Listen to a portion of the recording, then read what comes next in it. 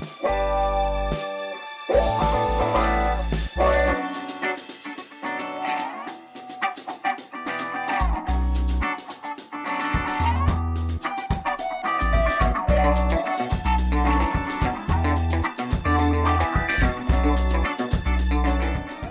dear audience, welcome to the second session of the topic on focus on sickle cell disease for patients and then family. As you know, this is a cycle of 11 webinars. As said, we did already one 2 weeks ago on new therapies for sickle cell disease. This will be available on our YouTube channel and also on our website.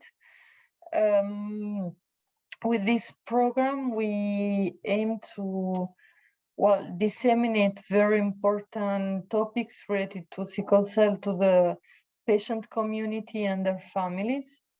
And we are going to talk about, in general, along all this program, the latest advances in treatment and diagnosis, improving the quality of life, and so on. So today, we are specifically going to talk about adult patients' quality of life. And before introducing you the speaker, even if all of you know her perfectly, I want to share some house rules before. So as you can see, this session is recorded. So if you don't feel comfortable with that, please put your camera off or change your name on the platform. And your microphone will be muted along all the presentation. But at the end of the presentation, or if there are some interactive parts foreseen, you will have the possibility to unmute yourself and intervene, or to write questions in the chat. So both ways are very welcome. So as said, today we are going to talk about adult patients' quality of life. The lecture is led by Dr. Noémi Roy, who is a consultant hematologist at Oxford University Hospital and an honorary senior clinical lecturer at University of Oxford. So please, Noémi, the floor is yours. Thank you very much. Thank you very much, Mariangela, and hi and welcome everybody. Hello from a very rainy Oxford and happy Valentine's Day. So I'm going to give this talk on quality of life in sickle cell disease, and I'm going to do this for those of you who've met me before. You will know that I love this thing called Mentimeter. So it would be good if you also have a phone with you that you could, or a laptop that you can use to answer the questions, but I'm going to explain how to do it as we go. So today's topic is quality of life for adults living with sickle cell. And let's see if I can move this so that it's down here. Right, so just so that we know that everybody knows how to use this Mentimeter, if you go to the website called www.menti.com and you use the code 62337268. So maybe Mariangela, you can put the code in the chat for people. And if everybody can go to it, then you can log in and it's completely anonymous. I have no idea who's who. We're just going to see everybody's answers anonymously. So once you go to that website, it will give you a choice to put a code in. There we go. A few people have worked it out. The code is 62337268. Press submit, and then you have some options. I think we've got about 15 people logged in, so I'm going to wait till the number of people who've answered this question goes up a bit. So we've got 7 people who've answered. If anybody doesn't understand, maybe just raise your hand. And well, I can't see who's raised their hand, but maybe Mariangela, you can explain it. So you go to this website, www.menti.com, and then it's going to ask you for a code. and you put in this code and you can answer the question. Right, we're going to move on. So what is quality of life? It's a really difficult thing to try and define. So quality of life encompasses lots of different aspects about people's lives. And obviously health will be a very important part of it, but quality of life goes beyond health. So it might be your environment. So whether you're living somewhere that you have access to nature and, you know, the amount of pollution. It could be how well off you are financially, because if people are struggling financially, then they have a poorer quality of life. It's also social, so your relationships in your friendships, but also your relationships at work, whether you feel you belong where you live, you belong in your community. It'll be things like personal safety. So if we're thinking about people's quality of life, you know, in the UK, we're generally pretty lucky that our personal safety is is good, or in the rest of Europe. But some people might be living somewhere that their own personal safety is compromised because of their environment. So that would impact on your quality of life, whether you've got a job, but also what that job is like. Is it a secure job? Is it a job you enjoy? Are the hours reasonable? Is the pay fair? And then your emotional well-being. And obviously your emotional well-being will be very much linked to your quality of life, but you know, you can have impacts on your emotional well-being, like your mood, and you can have mental health issues like depression that would have an impact on your quality of life. So really, quality of life encompasses all of these different things. And I like this quote here, which is, it's not the years in your life that count, it's the life in your years. And that's very true. And when you ask, when people do research in quality of life, quite often what they find with different conditions is that patients will say they are happy to take a reduction in their length of life if it can be traded off with a better quality of life. So, for example, when you're asking people what kind of treatment they want, a lot of people would prefer to live slightly less long, but for the life they have to be really a full life, and they be better during that life, rather than have a poor quality of life for more years. Okay. So now we go back to our Mentimeter, and this time it's not a multiple choice, it's a word cloud. So you've got 3 words or short phrases you can put in to say what is quality of life to you. So I've kind of given you a little idea about the different things that impact on quality of life, but can you write down words that express for you what you think is important about quality of life?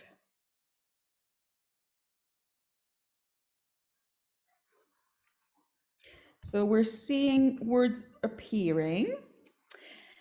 And what we'll find is that if anybody says the same words, they will get bigger. So we can see that here, well-being is a little bit bigger. So a few people will have said well-being. So we've got well-being, community, happiness, not having any pain, independence, that's a really important one, serenity, comfort, good health, life experiences, social functioning, psychological, physical functioning, belonging, freedom, self-love, safety, happiness. We've got a few people have said that. How much sickle cell impacts you daily, how you feel pain-wise. What else have we got? Any other new ones? Okay. Oh, here we go. Good health, belonging, community.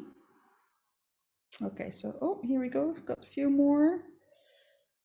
Love, self-love, had serenity, happiness and good health, community. Okay, so we're getting some ideas from everybody here about what people, how people define quality of life. And this is the World Health Organization, the way that they define quality of life. And they say that there's 5 different components to quality of life. So you've got your physical status and your functional abilities. So physically, how well you are, how much you can do, how fit you are. Pain will also be included in this. You've got your social interactions. There's religious or spiritual status. There's economic, vocational status and factors, and then your psychological status and well-being. So these are the 5 aspects of quality of life that the WHO Health Organization recognizes. And so if we're talking about quality of life in sickle cell, or with anything really, we have to think about how do we measure quality of life, and that's really difficult. The reason I've done these photos is that this huge stack of papers goes to show you how many different questionnaires exist, and there's just thousands. I think it is really thousands of different questionnaires that say that they measure quality of life. And of course, we would all like it if there was like one nice, easy measurement that we could compare between people. And this cat has wants quality of life with a hug. But anyways, so it'd be nice to have a little measurement to say, oh, my quality of life is this, and then you could do something and then say, oh, my quality of life has gone up, or oh, my quality of life has gone down. But of course, there is no single measurement. Okay, we've got to find different ways of measuring it, and often it will be with these different questionnaires. And today I thought I would speak to you about a fairly old piece of research back in 2005. So this is the name of it, the Health-Related Quality of Life in Sickle Cell Patients. It's called the Pisces Project. Published in 2005 in a journal called the Health Quality of Life Outcomes. And the main thing they did is they used this questionnaire called the SF36, study 36 item short form, to 308 patients in their long-term study called the Pain and Sickle Cell Epidemiology Group. Okay, and QOL is the way that we abbreviate quality of life, and HRQL is health-related quality of life. So just to give you a little bit of information about the Pisces study, this is a longitudinal cohort study. What does that mean? It means that we're not asking patients a one-off. It's not a study where we're doing something, taking some measurements as a one-off. It's a longitudinal, which means that they start off with their patients and they follow them for some time to see what happens. And there were 300 adult patients with sickle cell, and the reason this study was designed was to understand pain and response to pain. But what quite often happens in clinical studies is you might design a study for one thing, which is in this case the pain and response to pain, but actually you, as part of it, you can measure other things. Okay, so when they're doing quality of life, that wasn't the main part of the study. The main part of the study was pain and response to pain, but they also studied quality of life, and they really wanted to look at what could be altered to change people's outcomes. And they enrolled 308 adult patients with sickle cell from July 2002 to 2004. I should have written where it was. It was somewhere in the States. In fact, we can probably go back and find out. No, unhelpfully, I've not written it down. It's not on here either, but it was in a hospital in the US. And what does it mean, a cohort study? So when you're doing a lot of studies in medicine, you want to do the best study you can do is a randomized controlled double-blind study. That's like where there's the minimal risk of bias in your study is when people are picked at random. A cohort study means that you've kind of picked, it will be one hospital that will say, we're going to put all our patients in the study. But really, if you think, especially if we're thinking about quality of life, it might depend where those patients live. So is it in a big city? Is it in the countryside? Is it a hospital that has a good sickle cell center? Is it a poor sickle cell center that doesn't have a lot of specialist care? All of those things will impact the results. So a cohort study is not the best study that we can do. However, I'm still going to present the results because that's the study that they did. So they used this questionnaire called the SF36, which is it measures a range of symptoms, experiences, and patient health outcomes across 8 domains, okay? So the domains are physical function, so it asks you questions about how well you can go up the stairs, you know, how long it takes you to get up in the morning, these kinds of things. Bodily pain, so this is how, you know, for example, in the last 5 days, how many days have you had any pain at all in any part of your body? It measures vitality, which is sort of like energy. Role emotional and role physical is your perception of how well you can do what you're supposed to do because of physical or emotional issues. So for example, if you're somebody with depression, you might be physically healthy, but you would say, actually, I wasn't able to go to work because I was so depressed I couldn't get out of bed. Even though there might be nothing wrong with you physically, your emotional state meant you were unable to get out of bed to go to work. And role physical that's the role emotional, and the role physical would be, you know, emotionally you might be fine, you'd be ready to go to work, but actually you physically couldn't go out of bed because of pain or stiffness or other reasons. General health, social function, and mental health. So that's what the question, there's 36 questions, and they go into these different categories. Now, before I show you the results of this study, I thought we could do a little bit more of the Mentimeter, where people can enter some words again. What do you think affects your quality of life? Okay. I'm not going to answer this one. I answered the other ones, but so you can only answer. Well, I think there's people who have registered who don't have sickle cell, but it probably doesn't matter. Just everybody can answer. What do you think affects your quality of life? What factors affect your quality of life? This is completely anonymous, so please don't worry about writing something and then people are going to see what you think. So, I mean, for example, pain is a pretty obvious one. I'm expecting a lot of people would write pain, but I suspect there'll be other things than pain.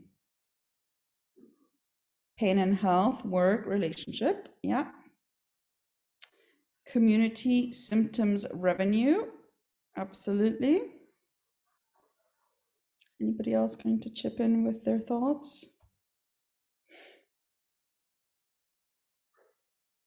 Wow, lots of things. Okay, stigma, pain, community, school, sickle cell pain, fatigue, mental health. Oh, that's coming up nice and big. I think that's affecting a lot of people. Symptoms, work.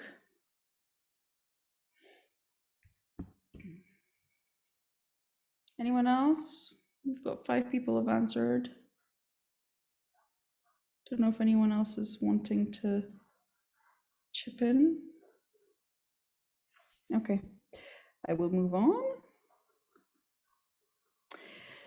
So if we're thinking about sickle cell, these are my thoughts about what kinds of things might impact people's functional status. So how well you can move about, function, do what you're supposed to do what you want to do, and health-related quality of life.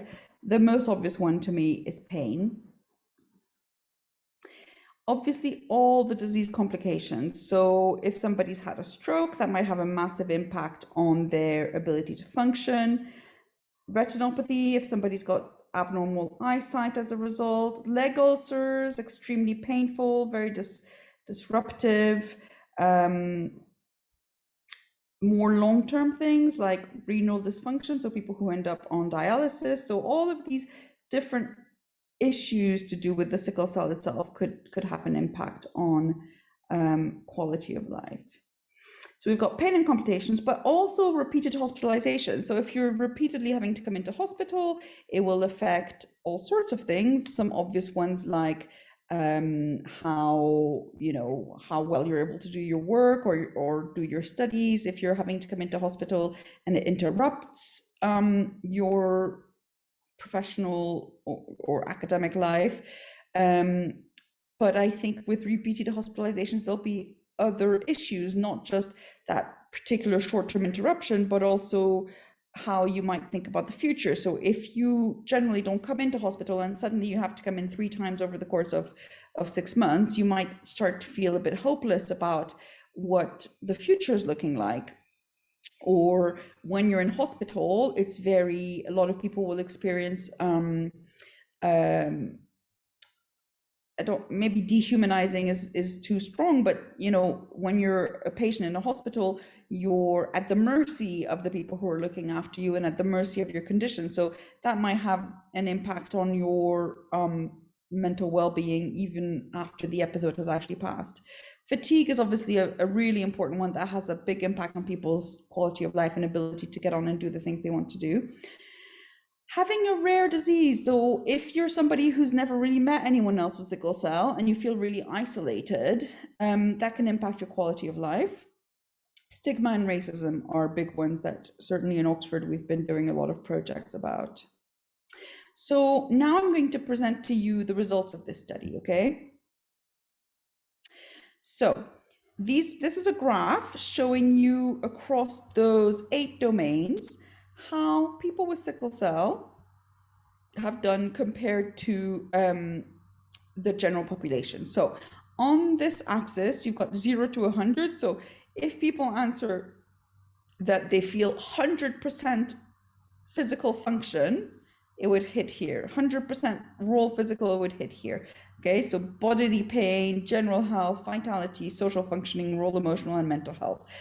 This would be 100%. So they asked some people who don't have sickle cell, and that's the answers that people have given in red. And obviously, so we've got 308 people who have sickle cell, which is the answers in blue. And then we have about 300 people who don't have sickle cell, who are age matched, right? So you can't really compare how the vitality, energy levels of somebody who is 19 years old with somebody who's 99 years old, okay? So you have to match your two populations. So you've got your cohort of 308 people, but then your controls, you obviously need to make sure your controls don't have sickle cell, but that they're the same gender and age as your group, okay? So now we're gonna take these one by one. If I can find the arrow, I don't know what's happening here. I don't know why this thing is getting in my way. Right, the arrows here. So first is physical functioning. So in red is the general population. So if you ask people in the general population how well they feel physically, it hits a 90%. So 100% would be people are incredibly fit. And then the sickle cell patients, those 308 people, they were down at only just above 60%. Okay, so that's a really big difference from 90% down to 60%. Then there was the raw physical. So that's the extent to which your physical health causes you to accomplish less at work or in your activities of daily living than you would like, or that limits you in the kind of work or other activities you can perform. So maybe you would have liked to be a personal trainer, but because of your physical health, you're not able to do that. And so as a result, you've taken a job as a secretary because you'll be sitting down all day instead of exercising all day. So that would lower your score if the choice of work that you've made was not the one you would have liked to do, but you've had to change it because of your condition. So the general population, they reached again almost 90%, and the sickle cell population was all the way down to 40%. Okay, so that's a huge impact. What about bodily pain? Interestingly, the general population hit about 80%, and the sickle population hit about 50%. So this is not the amount of pain. It doesn't mean that the general population have more pain than sickle cell. It means that the sickle cell population are more impacted in their day-to-day life than the general population because of bodily pain. Next one was general health. The general population answered 75% and the sickle cell answered 40%. So generally, how well are you and how does that impact you? Vitality, so that's energy levels. General population was 60% and the sickle cell population was 40%. So again, not doing as well as the general population. Social functioning, the ability to make friends, to meet up with them, to have your hobbies, to see your family. The general population hit almost 90% and the sickle cell population was down at 60%. and then how much you're impacted by your emotional issues in your role in society and amongst your peers and family, etc. The general population was on 80% and the sickle population was on 60%. And last but not least, mental health. Interestingly, the results for the general population and the sickle cell population was almost identical at 70%. Okay, so what we can see, unhelpfully, I've not put all the results back, so I'm going to go back and back and back.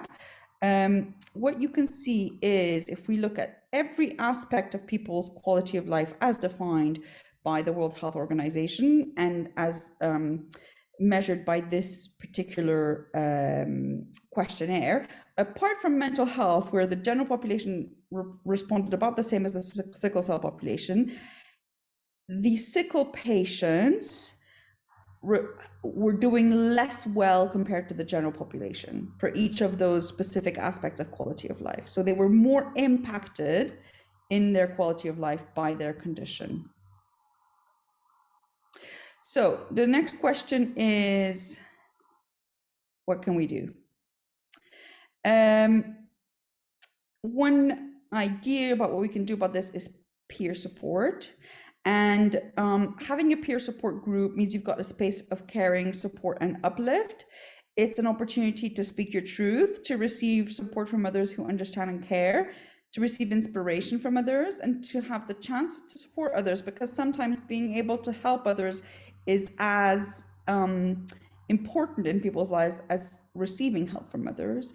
It's an opportunity to build your network of friends and supporters and to receive information to help you live a fuller life. So a peer support group can be a very good way of improving people's quality of life. What about doing better research? So if you noticed, the information, the study I showed you was from 2005, which is quite a long time ago, and also it had only 300 patients in it. And the reason I didn't show you the results from a 2021, or let's forget the pandemic, but like a 2019 paper that had 30,000 people, is because it doesn't tend to get done. And so one thing we have done with EuroBloodNet and ASCAT, for those of you who were there back in 2019, in fact, we did a top 10 research topics for sickle cell. So we had a group of about 30 people from actually all over Europe and even other places outside Europe. And we talked about what is patient involvement in research. And people started to have a think about what questions they'd like research to answer and research studies to fix. And then everybody put their ideas on Post-it notes, and then we organized all the ideas into themes, and then we discussed all of these ideas and we agreed a research topic for each theme. And then we had this fun part where we gave everybody 10 Post-its and said, imagine that these 10 Post-its are $100 million. Which of the research studies would you fund? So people had their Post-it notes and were looking at all the different research studies and thought, this is where I would put my money. Then they had to, then we added everything up to see how many, which was the winner.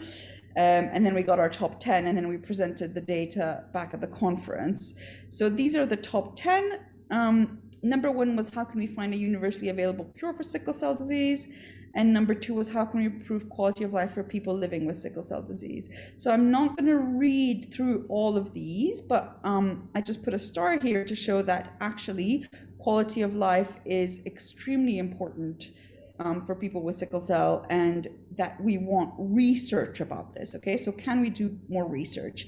So in order to try and answer this question, in Oxford we're running a study called RUDY, where we've got sickle cell disease there, and we are enrolling people into this study, and it's all questionnaires like the one I showed you.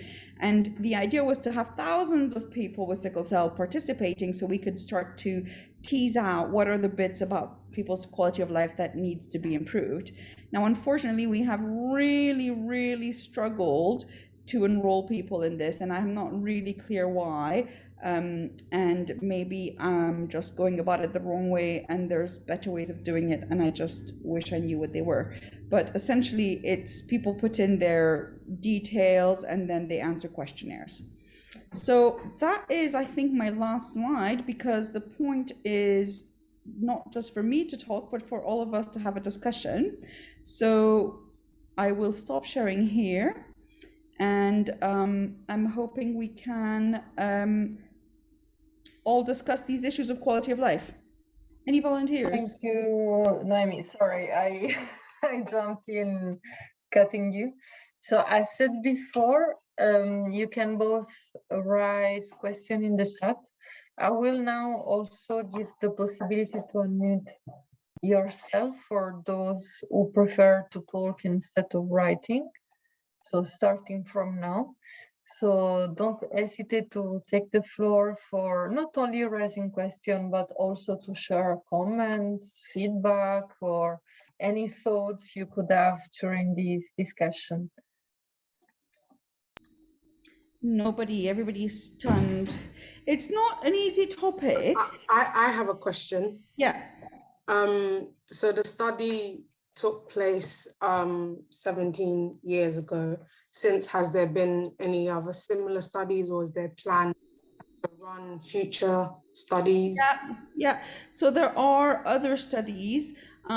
There's few dedicated studies that just look at quality of life. It's more, so quite often quality of life is being used as part of another study. So if somebody says, like, for example, the new drug crizanlizumab, they will say, oh, we'll have a questionnaire alongside it to see if it improves people's quality of life. Because at the end of the day, improving people's hemoglobin or reducing people's reticulocyte count, or all of these things that we doctors like to measure, is actually of no relevance to the patient. And, you know, there's a good reason to think that actually every study for every drug for every disease should always measure quality of life, because if we can't improve quality of life, what's the point of doing it? Maybe mortality would be another issue.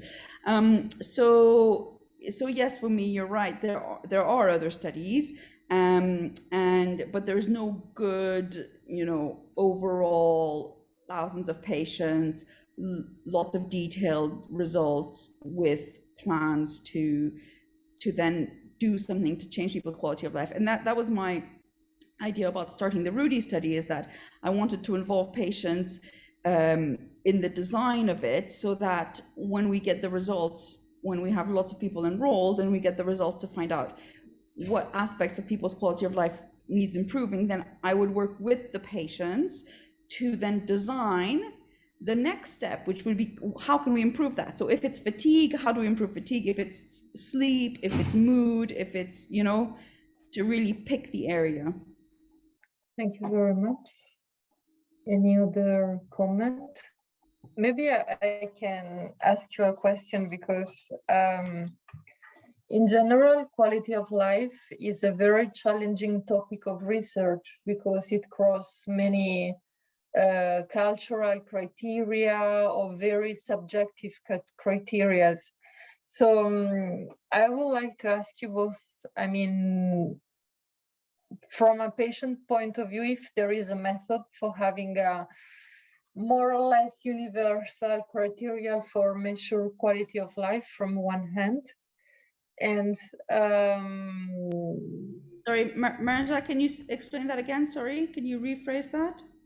Yes, in the sense that quality of life has many criteria. I mean, as method of research, when quality of life is the center of the research, are many items and criteria that are difficult to apply in a objective way, because there are many criteria that are subjective or not quantitative or linked to each culture. For instance, I can give an easy example. I'm from the south of Italy.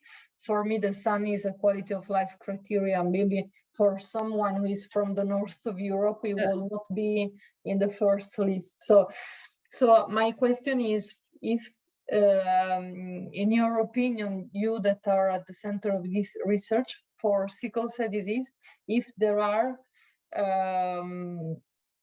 some universal criteria that could be applied beyond the subjective and beyond the cultural differences. So it's very, very difficult to do that. And also when people who study quality of life, they're always balancing between asking lots and lots and lots of very detailed questions, because that makes it more quantitative. So if we were going to do pain, you could say, you know, I would write a questionnaire that asks how many days you have pain, how long the pain lasts, what type of pain is it, does it go away when you take painkillers. So you can imagine a really long questionnaire, which would be very boring to fill out.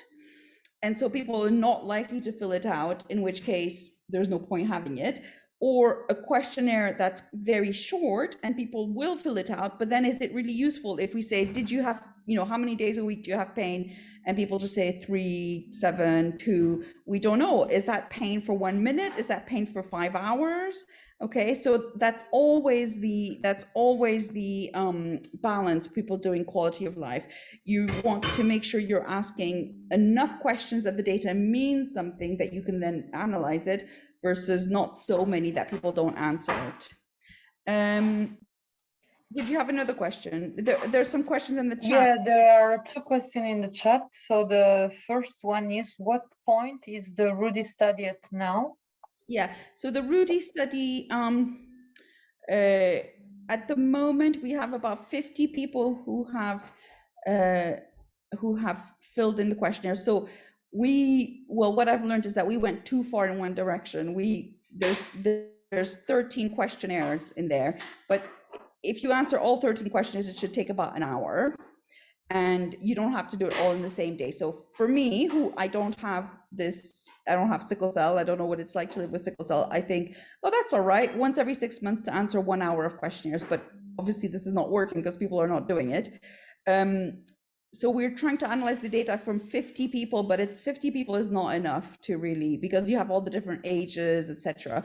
My other worry, sorry, I had made the bad decision to come to the kitchen to do my talk, so my husband is washing some fruits, in case anybody's wondering why there's funny noises.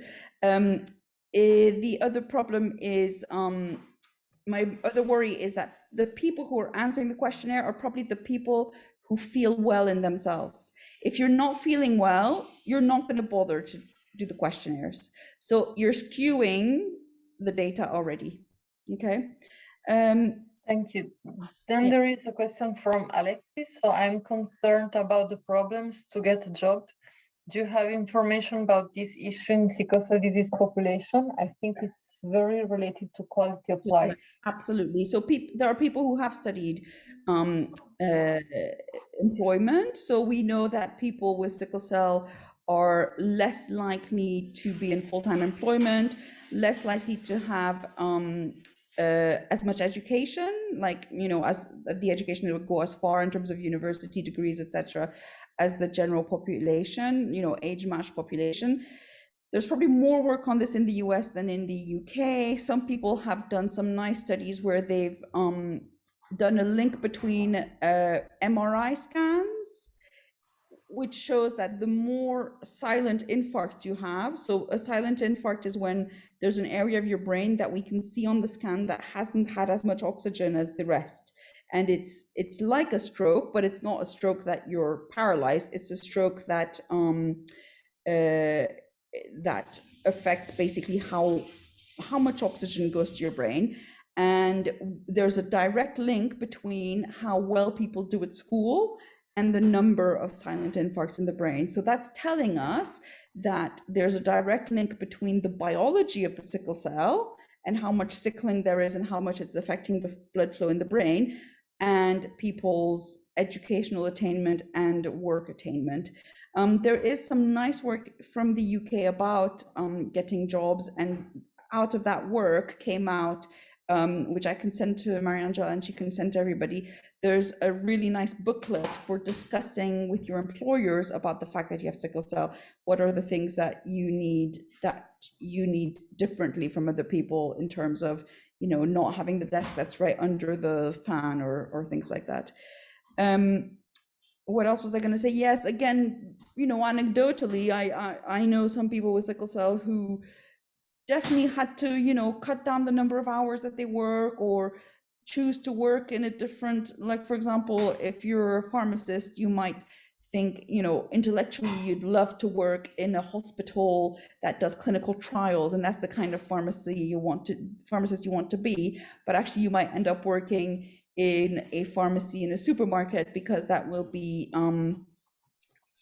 not be as stressful, because there won't be the pressure of doing the clinical trial. So certainly I do think people with sickle cell will often make choices, not always, but sometimes will make choices about their employment based on their condition. Thank you. So the next one is, do you know if peer support group or other factors really improve quality of life in sickle cell disease? That's a really, really good question. And I feel I should do a little bit of a literature review before I answer it. Again, anecdotally, absolutely. The peer support groups do have a really big impact on people's quality of life, anecdotally, from my experience with the people who join them. And it's not just mine. We've talked about this again nationally. I'm not sure if anybody has studied that, right? So again, that will be very difficult, because you're going to have two cohorts, one cohort that has a peer support group and one cohort that doesn't have a peer support group, and look at, you know, and measure their quality of life. But it would, if that study hasn't been done, Maria, then I think we should do it. It's a good one. I agree. Indeed. And so I can see another question. Is the public patients' involvement in the RUDY study? Yeah. Yes, absolutely. So RUDY itself was not set up for sickle cell. It was set up initially for people with musculoskeletal disorders like rheumatoid arthritis. And then I went, it was a guy in Oxford that started, and I went to see him, and I said, oh, you know, this is exactly the same for sickle cell, joint pains and all that. It will be the same for our patient group.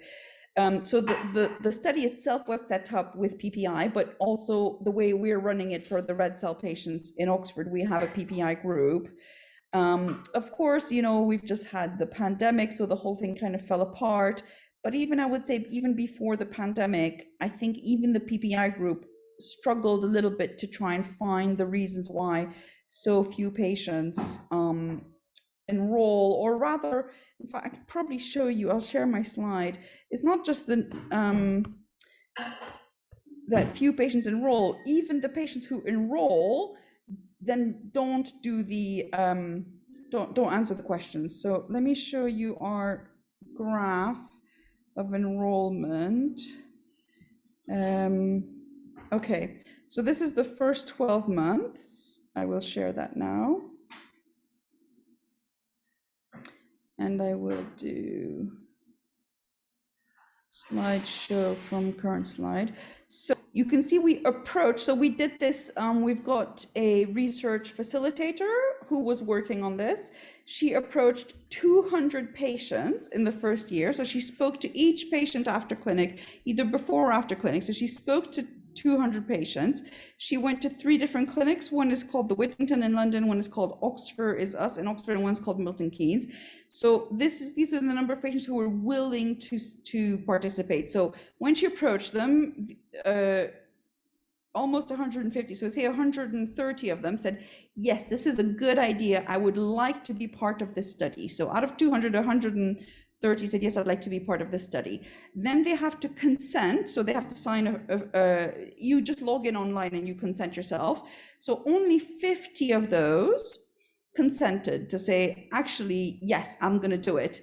And out of those 50 who signed in and said, yes, I'm going to do it, 13 completed the questionnaire. So out of 200 approached, 130 said, yes, I would like to do it. Only 13 filled out a questionnaire. So it's been incredibly difficult. Any other questions about quality of life? I see no more question in the chat, but of course we can wait some minutes for see if they arrive.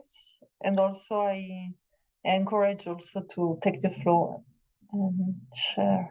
Please just pitch in, guys. You know, it could be your experience, it could be, you know, I'm quite interested to hear, for those of you who are patients, you know, are your medical teams interested in quality of life?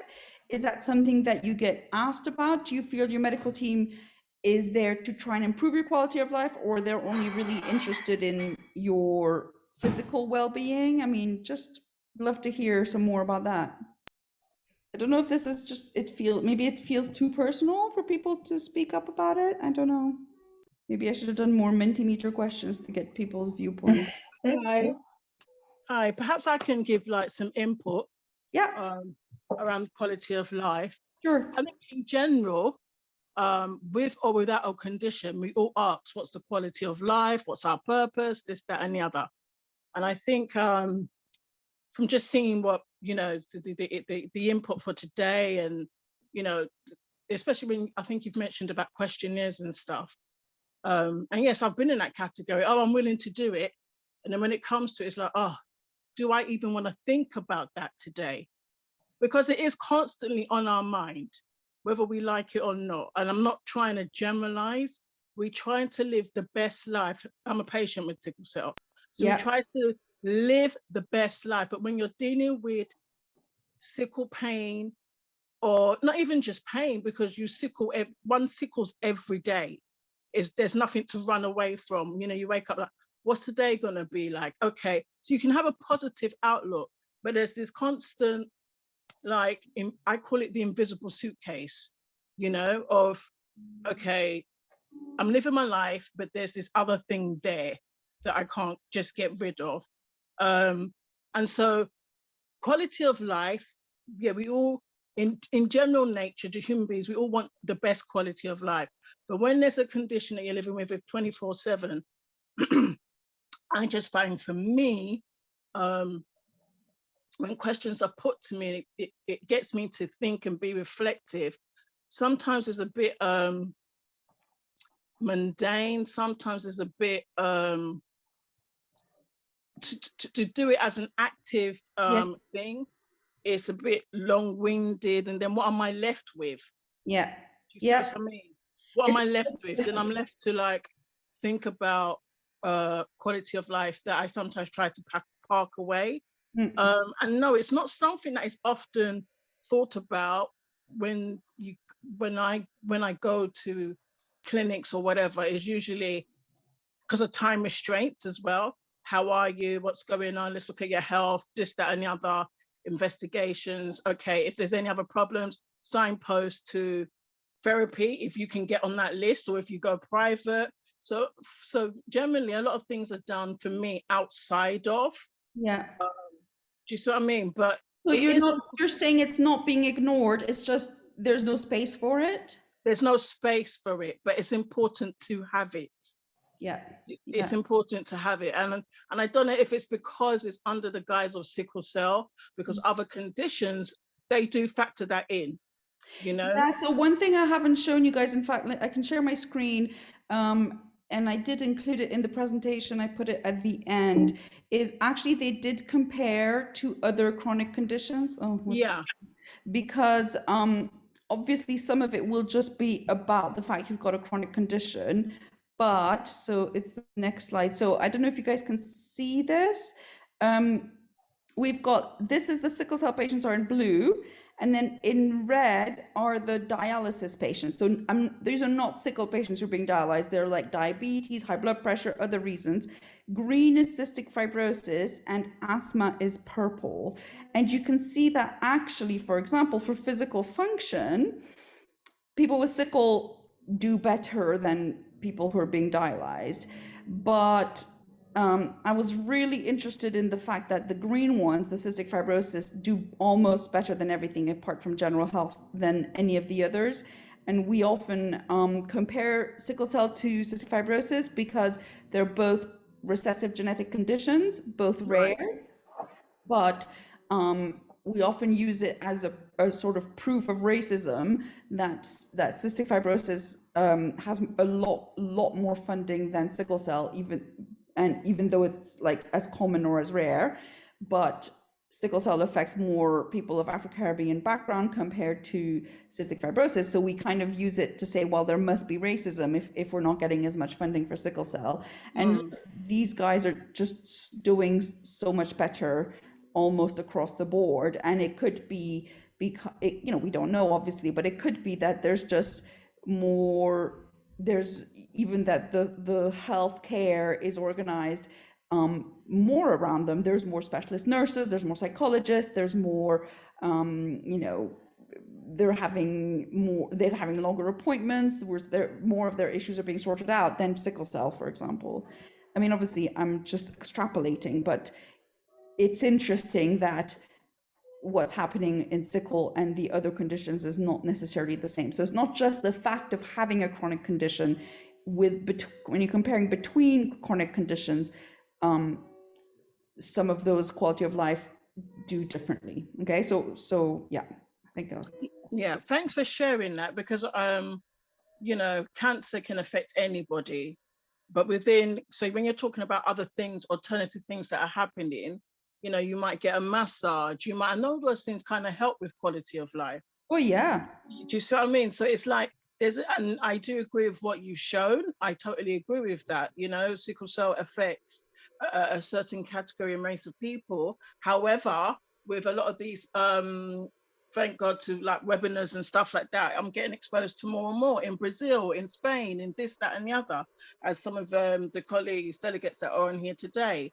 So there is a lot more that needs to be done. But yeah, and I think someone put in the chat, I was just reading it, that even saying you need some kind of support to do with mental well-being, it's Absolutely. like you're off your rockers. And it's like, no, I need help to try and live a normal life as possible with this condition that is actually life-threatening.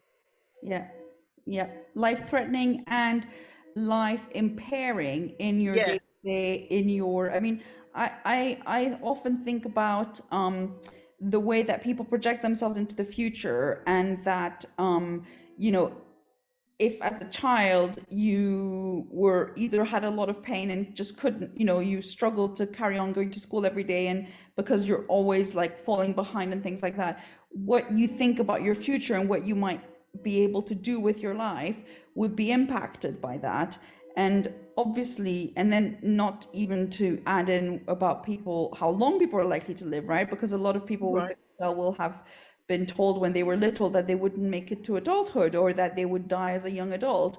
You know, how do you move on from that way of thinking? It has a massive impact on your well-being, and all of those traumas need to be, and then there's all the traumas people have received from horrible hospital admissions and different ways of being treated. All of that trauma needs to be healed. We need to go back, get a psychologist, and go back and make people go through that talking therapy. And it's awful going through it because you're reliving the trauma, but the only way to really heal it and allow you to move past it and be able to blossom in your mental health and in your rest of your life is to go through that healing process, which is a big deal.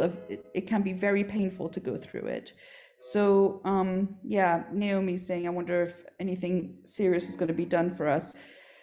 In the UK, we now have a better way, you know, mental health for sickle cell and all inherited anemias is now well recognized. But if you look at what's happening in Oxford, so we've got extra funding, yay. We have somebody who can do 2 days a week for all our patients.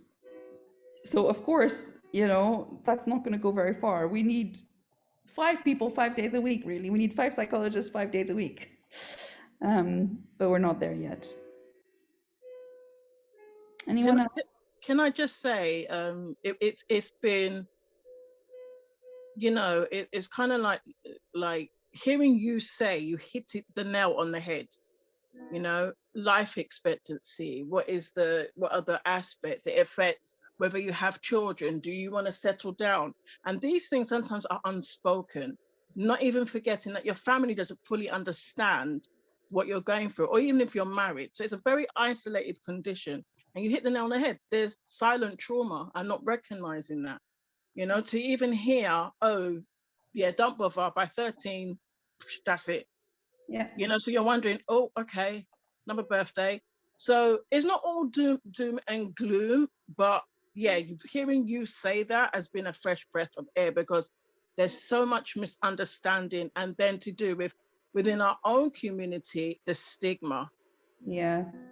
Yeah, I think so in Oxford, we've done a lot about racism, and, you know, we're still trying to work to try and improve things with that. But actually, we haven't done so much about stigma, which is very different from racism. And the stigma, you know, like Naomi was saying about not being taken seriously about mental health. So that might be like your medical team is not taking you seriously, but it might also be within your family. And there are some cultures where there's stigma around having sickle cell, and there's stigma around having a mental health issue, and there's stigma around, and then if you've got both, it's like, you know, there's nowhere to go, and it's a very, very difficult thing to try and do anything about. And that's where, I don't know what your name, GA, all I can see is GA for your. Sorry, it's Gina. Gina, hi.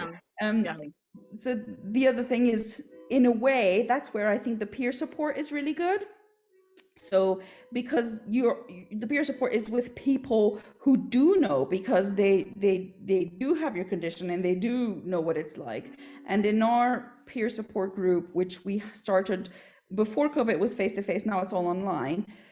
There were some really, really interesting conversations between, like, so there was, I mean, I don't want to talk too much detail about individual cases, but I just want to say that I have witnessed really helpful conversations between patients and, in fact, the parent of a younger patient, where it really took that peer conversation to happen for the parent to go, oh, I hadn't realized. I thought he was just being lazy. I thought he was just being this, being that. But that parent needed to hear it from another patient, from an adult patient, that actually, yeah, no, the way what your son is doing or describing is really real. It's not just being a lazy teenager or whatever. The fatigue is really there.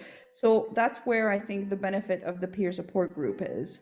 Yeah, I can agree with some of that. I'll be honest, I did shy away from support groups and peer support groups, because sometimes, well, for me, it was a lot about the condition and this, that, and the other, and the problems and the pain. And it's just like, oh, did I leave there feeling impacted, or did I leave there like, oh my gosh, is that what it's like, you know? However, having said that, I think COVID, I've joined a few within my area, but when I say a few, I've joined a few of the meetings, not ones all over the borough or whatever.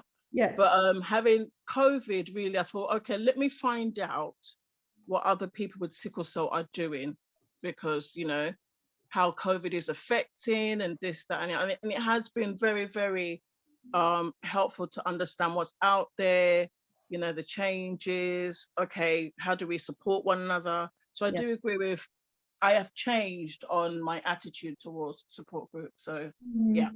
And you've got to find the right one for you, right? I mean, yeah, absolutely. Yeah. Anybody else have any thoughts they want to add in? I realize that this is, you know, what I've done today is mostly describe something that you're all already aware of. I wanted to show a little bit about the research that's happening, so that people can see that, yes, there are people who are interested in this and people are trying to study it. I wanted to show how difficult it is to study it because of the limitations of by definition of the way that it is studied. I wanted to talk about my study, the Rudy study, and Janine, I'll look forward to receiving your email, because I'd really like to hear a bit more about the other one you're involved in, and the mistrust issue, which we have thought about.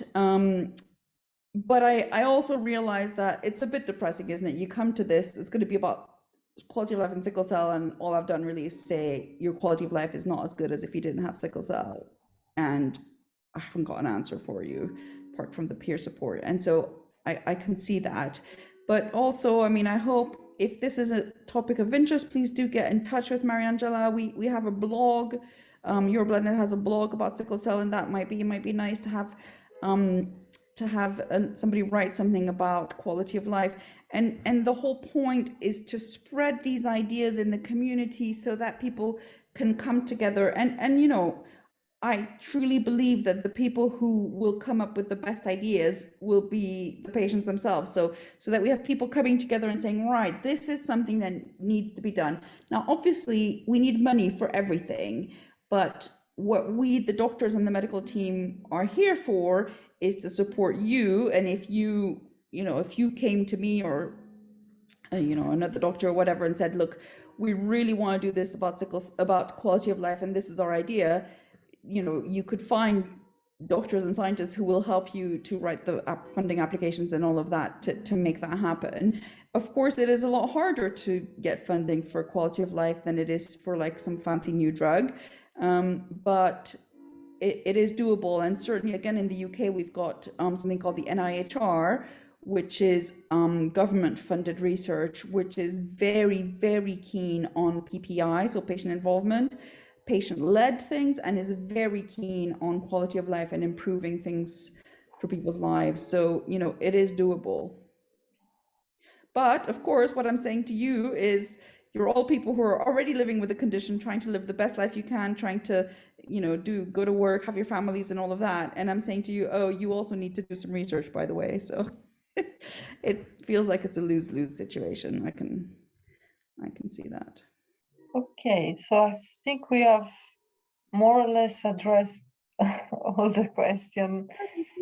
I would like to thank a lot Noémi for being with us and having shared their expertise with us, and also all the audience for having followed this webinar and participate to the debate.